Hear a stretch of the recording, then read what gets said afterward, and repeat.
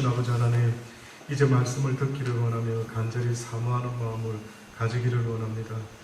주께서 사모하는 심령에, 목마른 심령에 채워주실 줄을 믿습니다. 부족한 종의 입술을 마음껏 사용하셔서 하나님의 선한 뜻이 오늘도 증거될 수 있기를 간절히 바라며 이 모든 것 우리 주 예수 그리스도 이름으로 기도드리옵나이다. 아멘. 성경은 이 세상이요 영적 전쟁터다라고 그렇게 이야기를 합니다. 그래서 그런지 어떤 면에서 우리가 삶을 산다라고 하는 것은요 꼭 군인이 전쟁에서 적과 대치한 상태에서 싸우는 것과 똑같다라고 그렇게 말씀하고 있습니다. 그런데 많은 사람들이 생각하기를 이 땅에 그리스도 밖에서 평화가 있을 걸로 생각하지만은 성경은 결단코 이 땅의 삶이 평화로울 것이다 라고 말한 적이 없습니다. 단지 그 평화는 이 땅에서 예수 그리스도 안에 있는 자에게 주어지는 평화일 수는 있어도요 결단코 이 땅은 전쟁터와 같다라는 겁니다. 그러니 내가 지면은 적군이 이기는 것이고 내가 이기면 적군이 지는 이런 전쟁터와 같다라는 것을 말씀하고 있죠. 저와 여러분은 어떤 면에서는 영적 전쟁의 한 편이 됐습니다. 아군이라고요. 아군. 우리의 싸울 적은요 저와 여러분이 아니라는 겁니다. 성경은 그리스도 안에서 함께하는 자들, 형제들, 자매들 같은 마음으로 주를 부르고 한 마음으로 하나님을 섬기는 이 공동체의 모습은요 꼭 어느 특수부대의 부대원들 같은 그런 생각이 드는 겁니다. 그래서 어떤 면에서는 전쟁터에서 특수부대원들이요 작전을 펼쳐나갈 때에 혹시 기억나십니까? 영화상에서 보면 서로가 힘을 모으고 막 명령에 복종해가며 자기 역할을 감당하며 통신하며 또 특별히 사수들은 총을 쏘으며 뭐 다른 어떤 포를 쏘는 사람 이렇게 역할이 나눠져 가지고요 어떻게 하든 적을 침몰시키고 승리하기 위해서 애를 쓰는 그런 모습을 한 번씩 떠올려 봅니다. 그러면 어떻게 보면 저와 여러분이 같은 아군이라고 한다면요 살아가다가 악한 영이 눈에는 안 보이지만 날마다 우리를 공격할 거 아닙니까? 그네들이 이기든지 내가 이기든지 성경은 영적 전쟁이 어떤 면에서는 사는 날 동안에 평생 멈추지 아니하고 날마다 싸워서 이겨야 되는 삶이 되어야 되는데 그러니 우리의 기쁨이라고 말하는 것은요 구원의 기쁨이라고 말할 수 있는 것은 어떤 면에서는 승리의 연속의 삶을 사는 기쁨이 돼요. 예수 믿고 구원받았습니다. 아멘 할렐루야. 여기서 끝나면은 더 이상 말이 필요가 없겠죠. 근데 구원받은 자의 삶이 남아있는 겁니다. 그래서 저와 여러분이 이제 예수 믿고 살아간다라고 하는 이 삶의 모습은요 날마다 영적 싸움에서 승리의 기쁨을 누릴 수가 있어야 돼요. 혹시 여러분 그런 거 상상해 보셨습니까? 전쟁에서 승리했을 때 승리한 군인들이 얻을 수 있는 전리품들.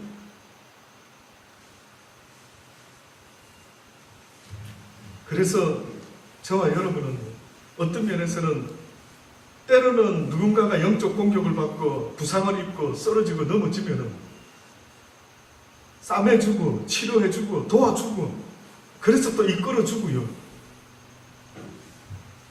그렇게 해서 결국 우리가 하나님 부르시는 그날까지 영적 전쟁에서 똘똘똘 그리스도의 십자가의 군사로 각 지체가 되어 싸우는 것입니다.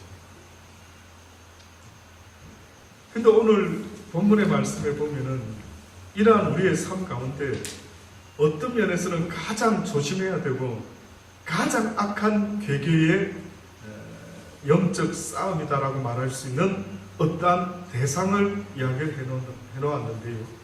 그게 바로 거짓 선지자입니다.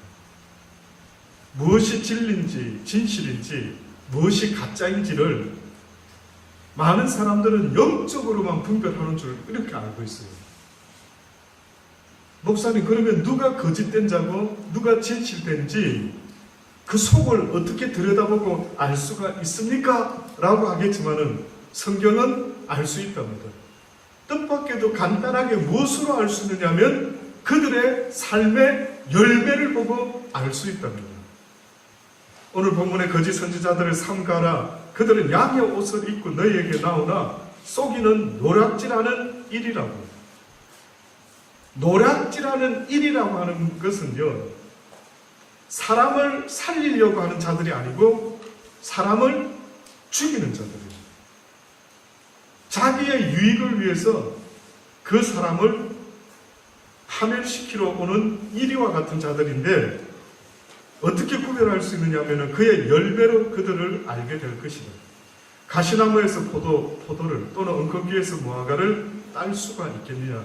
이거는 법칙이다. 그러니까 악한 거짓 선지자, 거짓된 자들도 자기가 거짓되지 않는다라고 속이는 말을 할 수는 있을지 몰라도 속일 수 없는 것은 그들의 열매를 보면 그거는 속일 수가 없다. 쉽게 말하면은 입에서 막 말만 하면은 욕을 하는 경우가 있습니다. 저는 우리 한국에 심히 걱정이 됩니다. 누가 저한테 철생명지 이야기했는지 모르겠는데 지난번에 한국의 아이들이 욕을 잘한다 그랬죠. 욕을.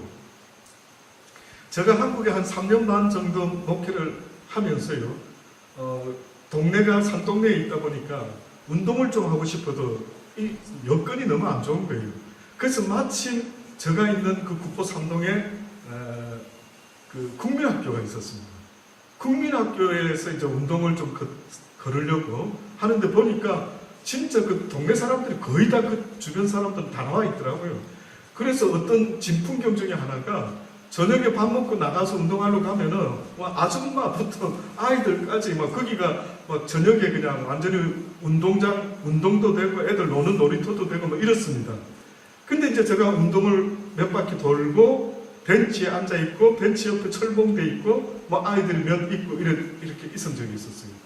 근데 자주는 그렇게 보지는 못했는데요. 국민학교 그날따라 한 5, 6학년, 4, 5학년 정도 되는 아이들이 거기 몰려 있는 겁니다. 그런데 깜짝 놀랐던 거죠. 대화를 하는데요, 욕이 안 들어가면 말을 못 하는 겁니다. 그래서 제가 무슨 영향을 받았을까? 어떤 분하고 이야기할 때 그분도 그러더라고요. 영화가 문제다. 우리나라 영화가 문제다. 인정이 되더라고요. 어느 영화는 욕으로 시작해가지고 뭐 욕이 깡패 영화들 특히 욕 없으면은 이게 대화가 안 되는 것 같지.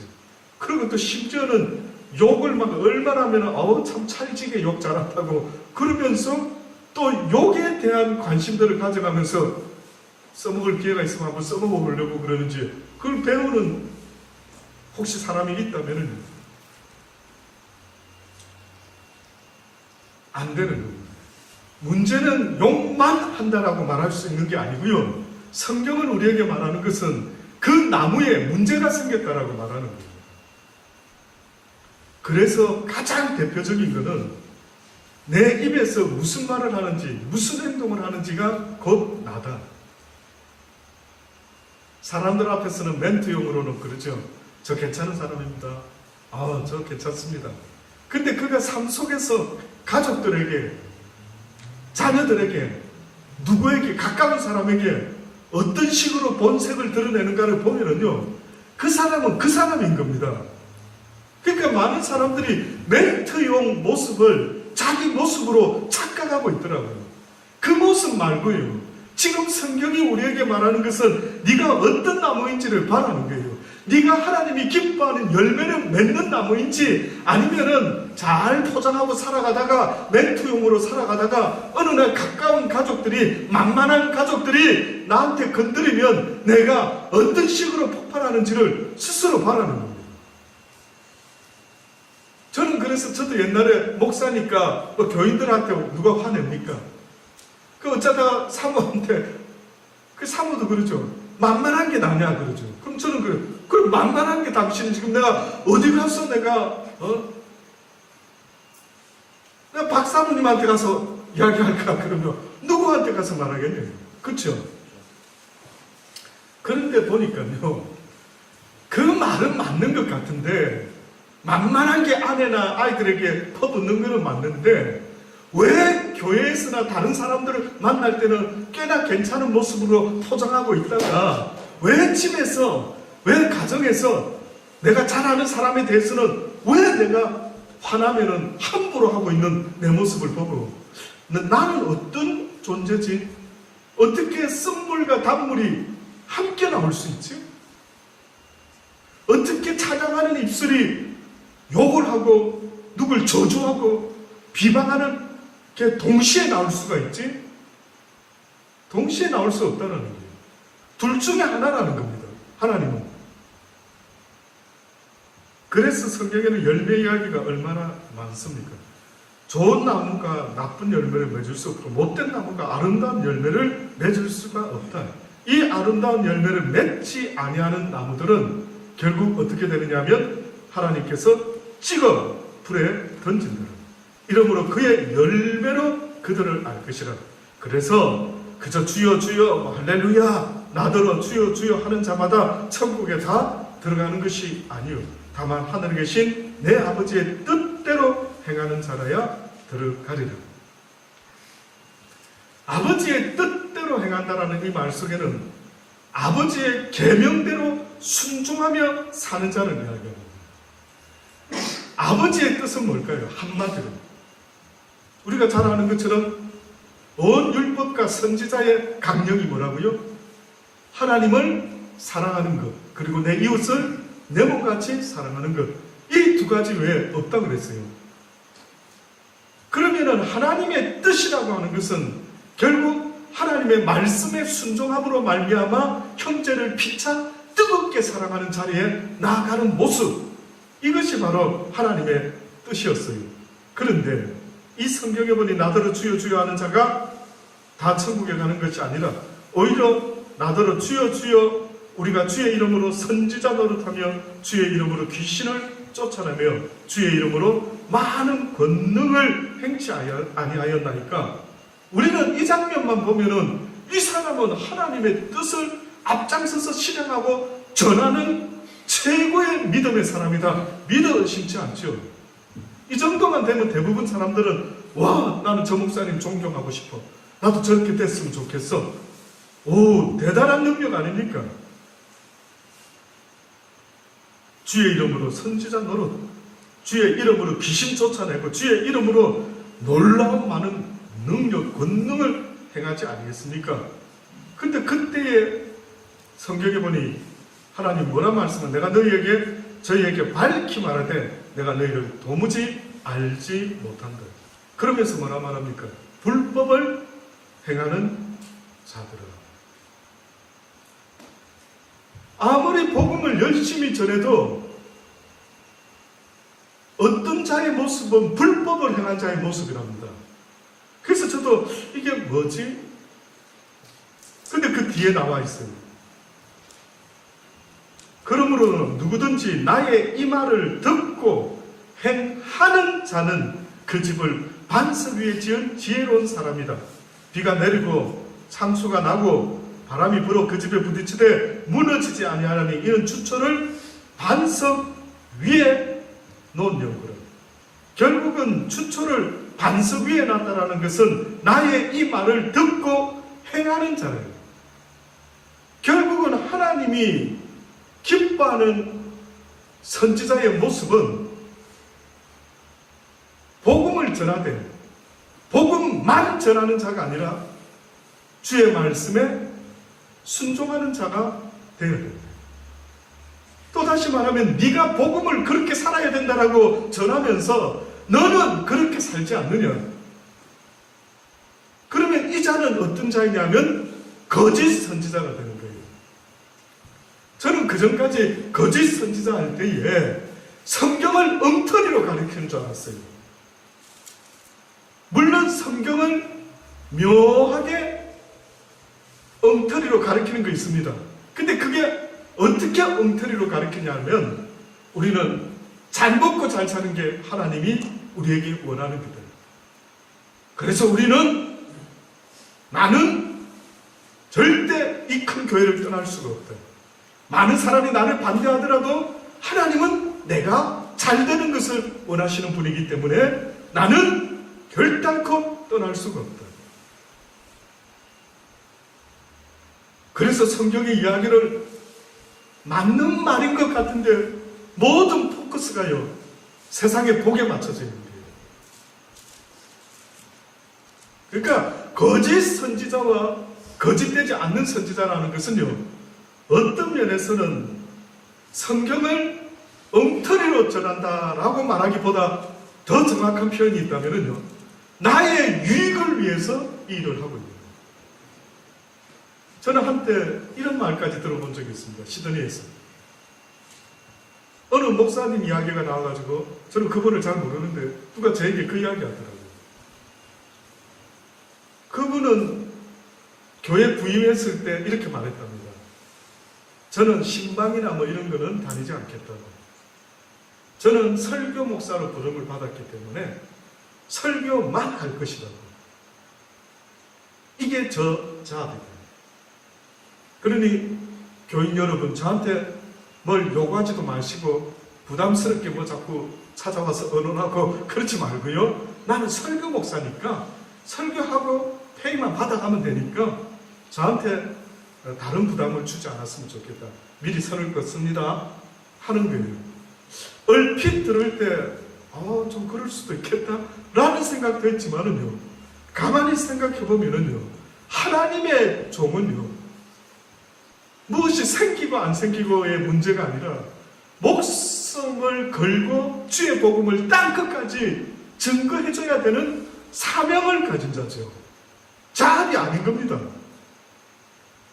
그런데 거짓 선지자들은 어떤 면에서는요, 이걸 자합으로 생각하는 모습이 있는 거예요.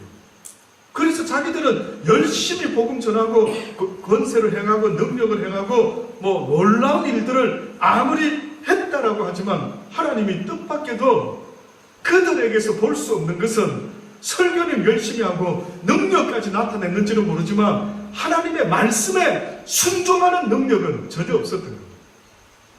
그래서 여러분, 정말 하나님이 보고 싶은 놀라운 능력의 사람이 누군지 아십니까? 주의 말씀대로 순종하는 능력자를 보기를 원하는 거예요. 와, 세상에 예수님이 뭐라 말합니까? 많은 사람들이 무엇이 하나님의 일입니까? 라고 물어봤을 때 무엇이 하나님의 일이라 생각하느냐? 뭐 복음 전하고 선교하고 뭐 나눔 선교하고, 그걸 통해서 복음을 전한다면 모르겠지만은 무슨 구제 사업하고 뭐 어쩌고 누구 도와주고 태양광 설치하는 그 일에 머물러서 끝이 난다라고 하면은요, 그거는 아무런 하나님이 기뻐할 수 있는 일이 아닌 것입니다. 결국은 하나님이 원하는 것은요, 누가 내 말을 지켜보려고, 누가 예수님의 말씀에 순종해 보려고, 예수를 믿는 것은요, 예수님의 말씀에 순종하려고 하는 것입니다.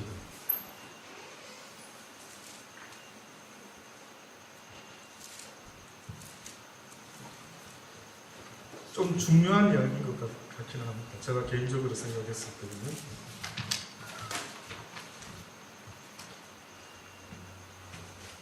성경에 보면은 요한복음 15장입니다. 요한복음 15장 1절 말씀부터 보면은 우리가 열매를 맺어야 되는데, 하나님이 원하시는 하나님의 뜻대로 행하는 자의 열매를 맺으며 살아야 되는데, 이게 어떻게 가능한지를 성경에 써놨어요. 지금 드리는 말씀을 한 번만 더요, 정신 차려해가지고 한번 생각해 보세요. 들어보세요. 요한복음 15장 1절부터 말씀 보면, 내가 참 포도나무요 내 아버지는 그 농부라. 예수님은 참 포도나무랍니다. 그리고 예수님의 아버지, 우리의 아버지 되시는 하나님은 농부라. 물은 내게 있어 과실을 맺지 아니하는 가지는 아버지께서 이를 제해 버리시고, 무릇 과실을 맺는 가지는 더 과실을 맺게 하려 하여 이를 깨끗하게 하시는 이라. 다시 말하면은 나 예수와 연합되어 있지 않으면, 나 예수의 피를 마시고 살을 먹지 아니하면 너희들이 좋은 과실을 맺을 수가 없다. 그래서 이제 나와 연합된 자는 내가 더욱더 깨끗하게 해서 더 많은 열매를 맺게 하기 위해 가지치기를 할 것이고 징계를 때로는 할 것이라. 너희는 내가 일러준 말로 이미 깨끗하였으니 내 안에 거하라. 너희는 내가 이미 메시아라고 너희들에게 말을 했기 때문에 너희들은 나를 알고 저분이 메시아시구나 알게 되었고, 그리고 믿지 않았느냐. 성경에 보면은 믿음이라는 게 두 가지로 역할이 나타납니다. 첫 번째, 예수님이 나를 위해 십자가에 내 죄를 위하여 돌아가셨습니다 라고 이야기할 때 그 사실이 믿어져야 되는 믿음이 필요하고요. 하나님의 은혜로 믿어진다 그랬죠. 그 다음부터 믿어져야 되는 게 있다면요, 하나님의 말씀을 배우면서 이 말씀이 하나님의 말씀이다, 이제는 이 말씀에 순종하며 살아야지 라고 결심하는 믿음이 있어져야 된다.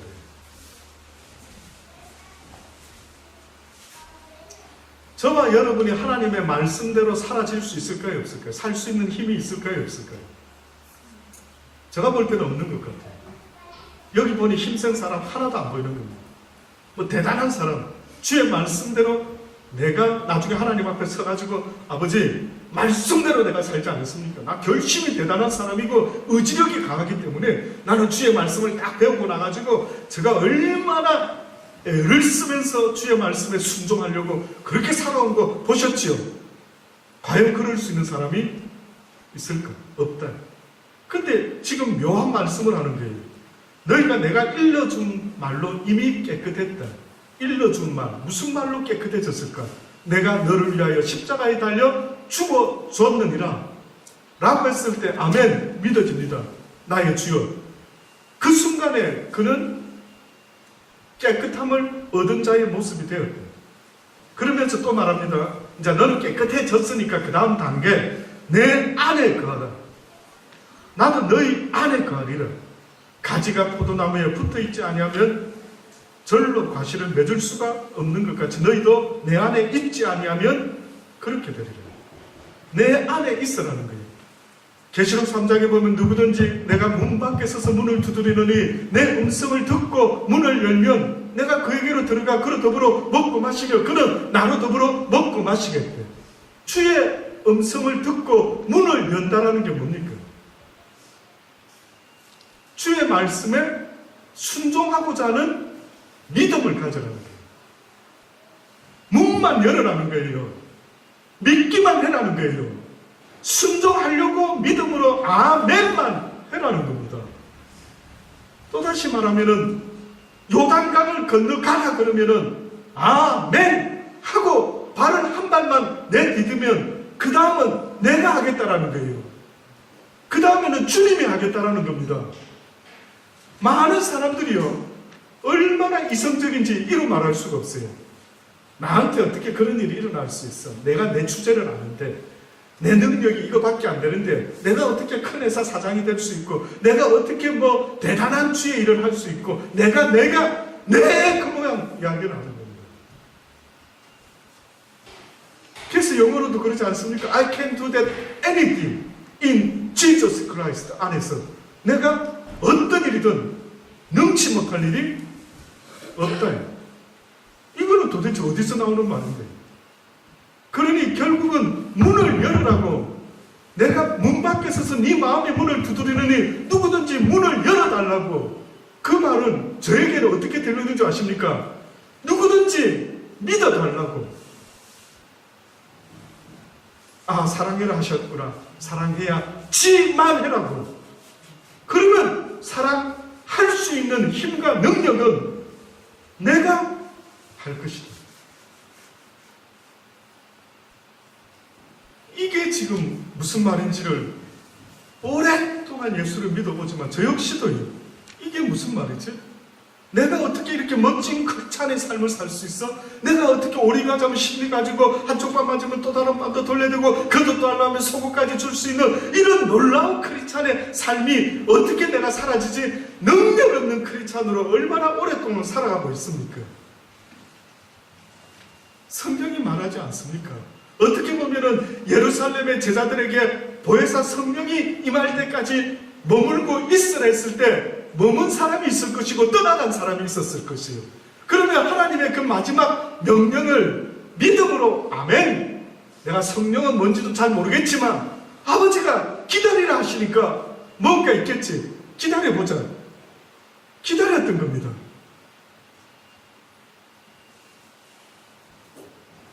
그게 믿음이었죠. 그랬더니만은 그 믿음을 통해서 기다렸던 주의 제자들이 성령을 받게 됐죠. 그 다음부터는 그들이 산 게 아니다. 그 다음부터는 그들이 복음을 전한 것이 아니라 성령의 역사, 그래서 사도행전이라고 말하지 않습니까? 성령의 역사가 그들을 통해서 일어났다. 그러니 저와 여러분도 하나님이 원하는 사람은 누가 나에게 믿음으로 순종해 줄 자가 있겠는가? 그 믿음의 사람 하나만 있으면 이 세상을 구원시키겠다.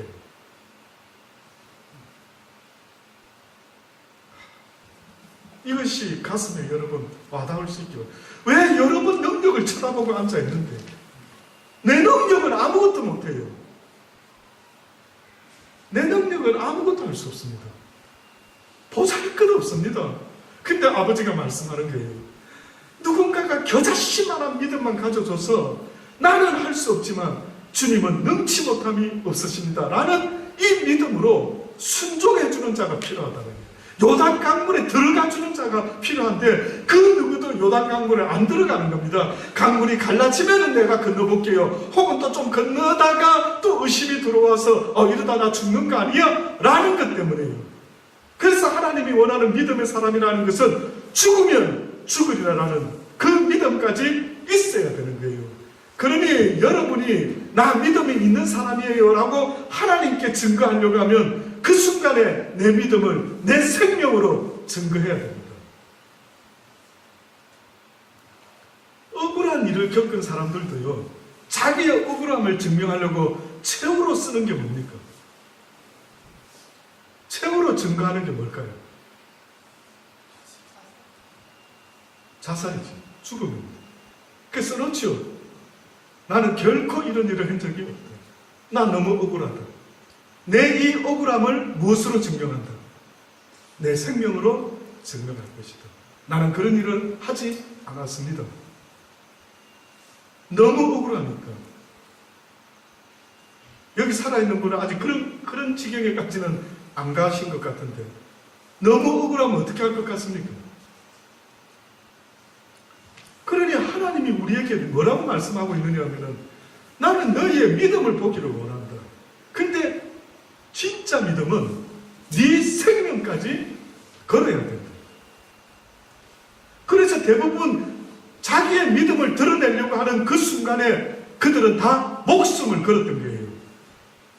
광야에서 이스라엘 백성들에게 하나님이 마음을 낮추어서 그들이 나에 대해서 어떤 생각을 믿음이 있는지 없는지를 보기 원할 때 하나님이 그들에게 어떤 환경을 만들어내셨느냐 하면 어머나 나 이러다가도 죽을 수 있겠다라는 환경을 만드는 거예요.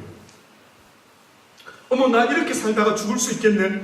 그 죽음 직전까지 갔을 때 그들이 어떻게 반응합니까? 모세를 원망하고 아론을 원망하고 하나님을 원망하면서 내가 뭘 잘못했느냐 이렇게 나오는 거예요. 내가 그래도 목사로서, 내가 선교사로서, 내가 장로로서, 집사로서 그래도 나쁘지 않게 적당히 살았는데 어떻게 나한테만 이런 일을 만들어내실 수 있습니까? 이렇게 나오기 시작하는 거예요.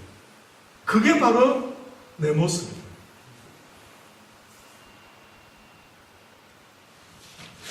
그래서 그냥 보통 때는 잘 표가 안 납니다.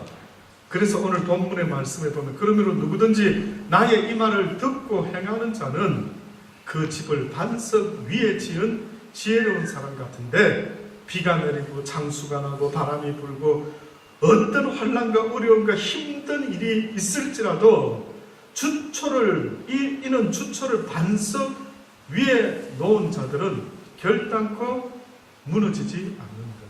또다시 말하면 나의 이 말을 듣고 행치 않는 자는 모래 위에 지은 사람이요 내 말을 듣고 행하는 자는, 또다시 말하면 내 말을 듣고 믿음으로 순종해 주는 자는 내가 그를 통해서 행할 수 있도록 할 것이라. 그 행하는 자는 결단코 모래 위에 지은 삶이 되지 않고 반석 위에 세운 집과 같이 아무리 죽음이 나에게 다가올지라도 그 죽음 넘어 영원한 나라에까지 갈 수 있는 놀라운 믿음의 복된 사람이 될 것입니다. 많은 사람들이 부러워하는 사람들 보니까요, 돈 많은 사람들이더라고요. 돈. 어때요, 여러분? 솔직히. 보통 때 모르다가 좀 어려움이 생기면 좀 돈 많은 사람들. 근데 저는요, 진정한 부자는 돈을 잘 버는 사람이 아니라 돈을 어떻게 쓰는지를 보고 저는 평가해야 된다. 아마 우리 주님도 부자라고 말하는 개념은, 주님의 기준은 돈을 많이 갖고 있는 자를 부자로 말하는 게 아니라 부자같이 돈을 쓸 줄 아는 사람을 하나님이 기뻐하는 부자라고 믿어지지 않습니다. 2007년도 타임즈가요, 세계에서 가장 영향력 있는 백인 중 한 사람으로 존 템플턴이라는 사람 경을 선정했다고 합니다. 템플턴이라는 사람 이름 들어보셨습니까? 혹시? 그 사람은 95세의 나이로 타계한 사람인데 예일대와 영국 옥스퍼드대를 졸업하고요, 1937년도에 금융회사에 뛰어들어가 21세기 최고의 세계 증시 투자가로 손꼽혔던 사람이었다고 합니다.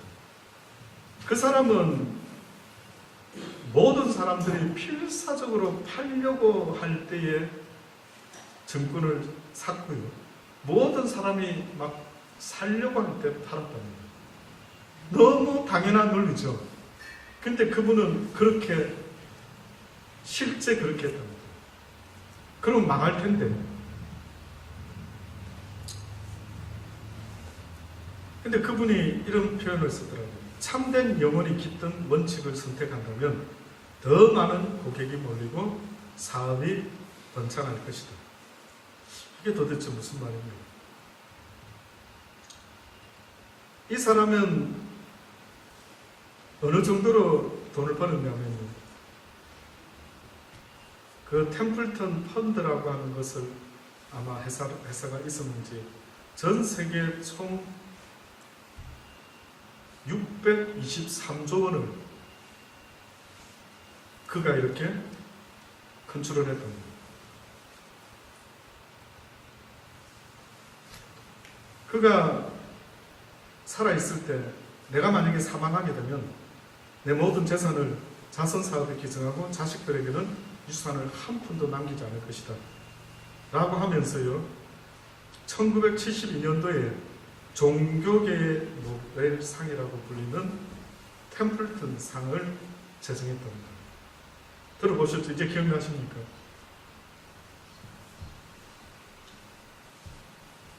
(1987년도에) 기부금이 대략 15조에 이르는 템플턴 재단을 세웠는데, 화학과 물리학 등 각 학문에서 영적 세계에 대한 인간의 이해를 진전시킨 연구에 이바지한 사람들에게 이 상금을 지출하도록, 지급하도록 그렇게 했습니다. 우리가 아는 노벨상은 그냥 그 분야의 전문 최고로 잘한 사람들에게 주는데, 이 템플턴 노벨상은요, 영적 세계에 대한 인간의 이해를 전진시켜야 됩니다. 그 과학이 인간의 영적 세계와 연관이 있어야 됩니다. 그래서 무한한 사랑을 위한 연구소를 세웠습니다. 또 무한한 사랑을 위한 연구소.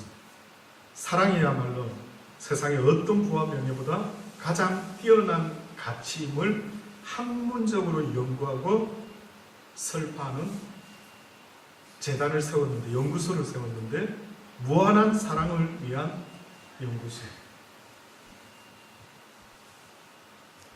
평생 독실한 기독교인으로 산 그 사람은요, 나중에 프린스턴 신학대학원의 이사장으로 42년간을 동역했다고요. 영국 옥스퍼드대에서 그의 이름을 딴 템플턴 칼리지까지 설립을 했다고요.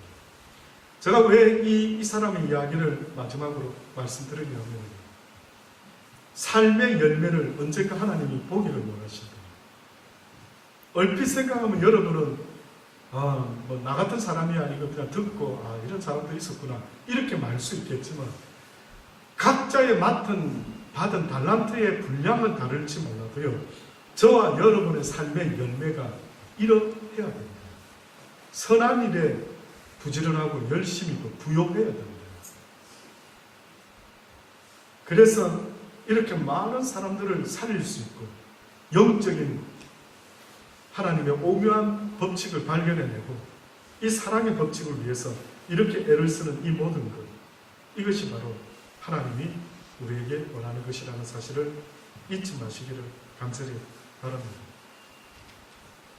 베드로후서 2장에 그러나 민간에 또한 거짓 선지자들이 일어나다니 이와 같이 너희들 중에도 거짓 선생들이 있으리라. 저희는 멸망케 할 이단을 가만히 끌어들인다.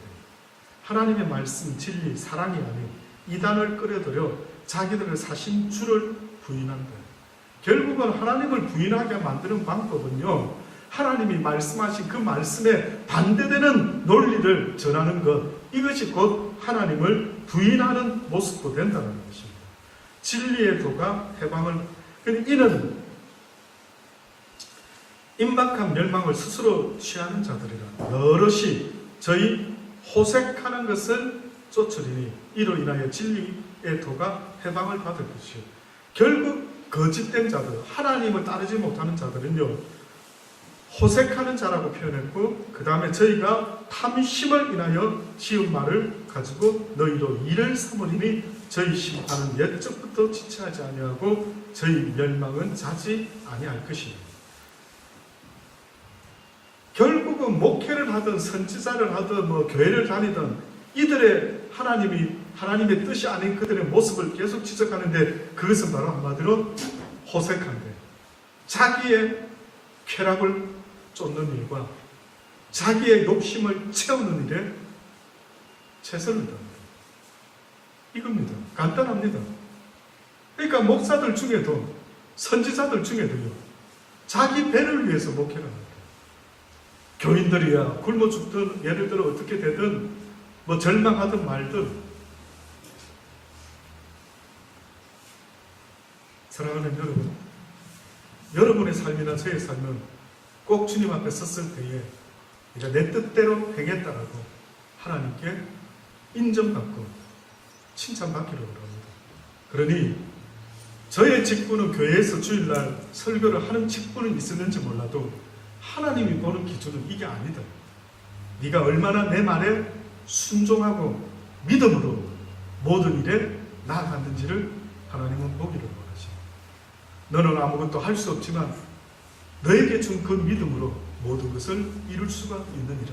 그래서 겨자씨만한 믿음이라고 내가 말했던 이유도 바로 그 믿음을 통해서 나 여호와는 역사할 수 있기 때문이다. 사랑하는 자들아, 믿음 없이는 아무것도 행할 수 없을 뿐만 아니라 믿음 없는 것은 죄다. 믿음 없는 것은 하나님을 인정하지 못하는 슬픈 마음이다. 그러니 너희들에게 믿음이 있기를 바랍니다. 너희 입에서 항상 나는 아무것도 할 수 없는 죄인이지만, 그러나 하나님이 하시고자 한다면 나를 통하여 하나님의 선한 일들을 이루실 수 있을 줄 믿사오니 나의 남은 삶에 날마다 주의 말씀에 순종하며 살아갈 수 있는 하나님의 사람 되기를 원합니다. 고맙다. 네가 내 말에 순종해줘서 고맙다. 내 말에 네가 불신하지 않아서 고맙다. 문만 열어다오. 그리하면 이제 내가 너 안으로 들어가고 너는 나로 더불어 먹고 마시고 너 또한 나로 더불어 먹고 마시게 될 것이라.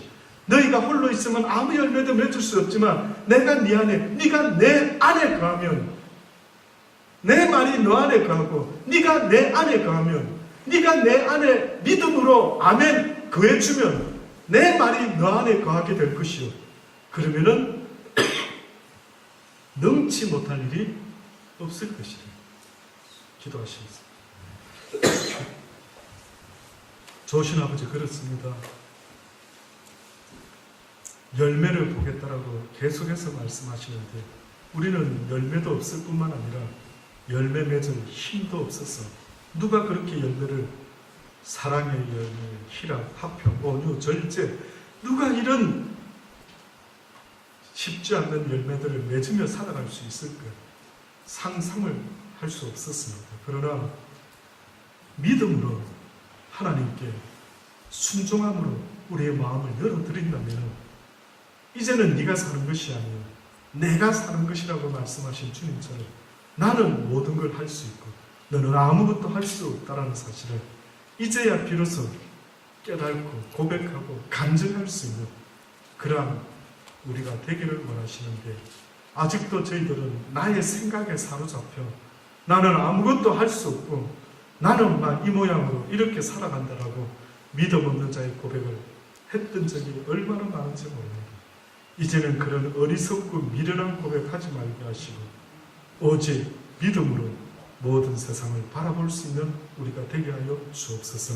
마지막 때의 의인은 오직 인내하는 믿음만으로 살게 될 것이다라고 말씀하셨으니 우리에게 포기하지 않고 끝까지 믿음으로 우리의 생명과 맞바꿀 수 있는 인내의 믿음이 있게 도와 주옵소서.